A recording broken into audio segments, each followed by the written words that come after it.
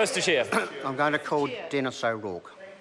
Chairman, there is much more to clause 10 of this bill than meets the eye, and the justification given for it in the policy statement is utterly vacuous.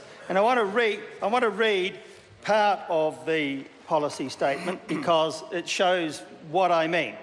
And I quote, it says at the beginning, "The Housing Act 1955 explicitly provides that state housing purposes include the building and development of houses for sale, lease or tenancy, and includes acquisition by the Crown of land for houses and ancillary commercial building schemes of development and subdivision and the necessary roads, reserves and infrastructure."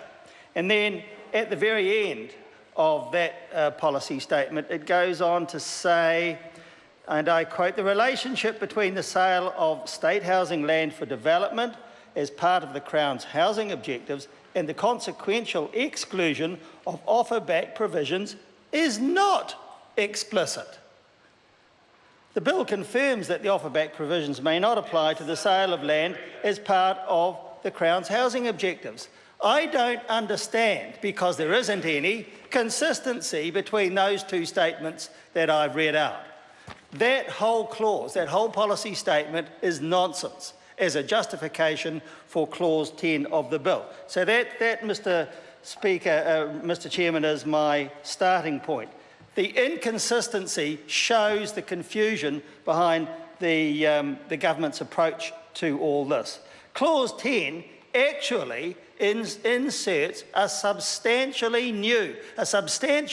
new addition to Section 15 of the Housing Act, ensuring that Sections 40 and 42 of that Act will not apply, not just in the future, but retrospectively in the past. This is new law, and it is retrospective because of the words that I just mentioned. And the words were "have never applied." Have never applied.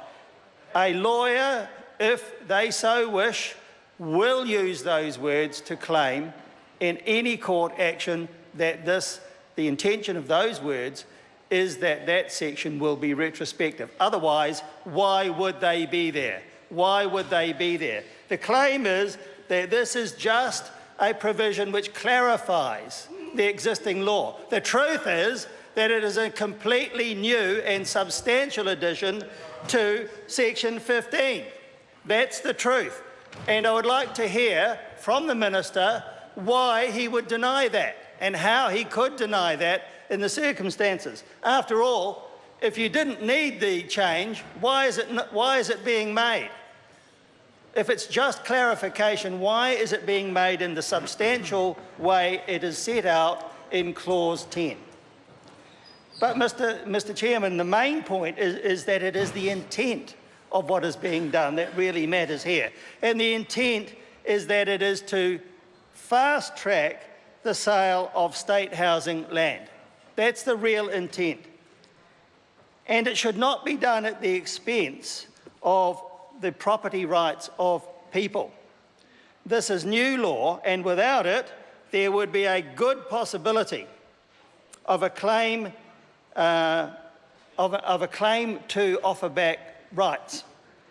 In fact, the good possibility is so high that it is bordering on a certainty.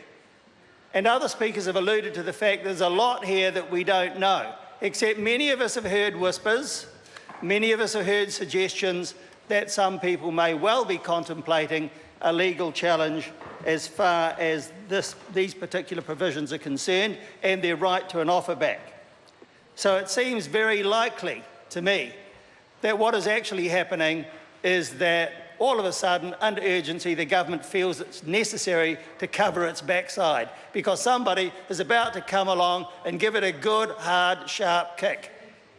That's the reality. That's why this is being done, and the government is simply not being honest about its motives for this particular provision, which, after all, does have a significant impact on the property rights of individual people. And I will say this, Mr. Chairman, I suspect that what it's got to do with is the Hobsonville land, and I suspect that what it's got to do with is the rights of limited service volunteers, who had, Mr Chairman, who had and have rights in relation to that land. And those are the people who I suspect may be contemplating again, and for another time, because they have faced this in the past, their rights and their rights to offer back as far as that land is concerned. But that's only one possibility. It's only one possibility, Mr Chairman.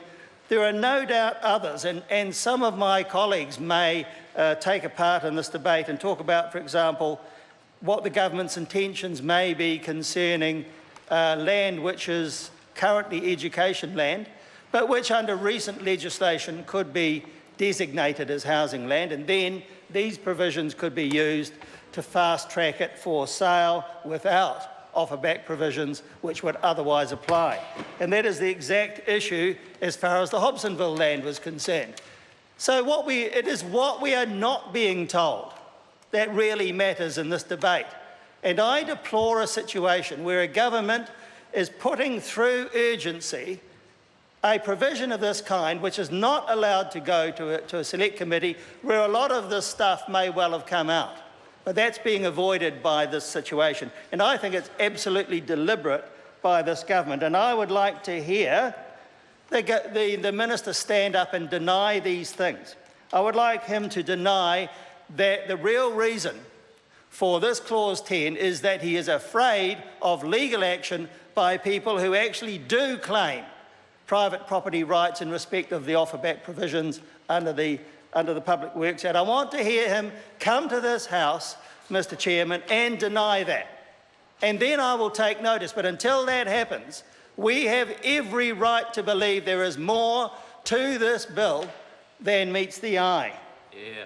Mr Chairman, it is often said that where there is smoke, there is fire. Well, there's a hell of a lot of smoke as far as this bill is concerned. Trying to call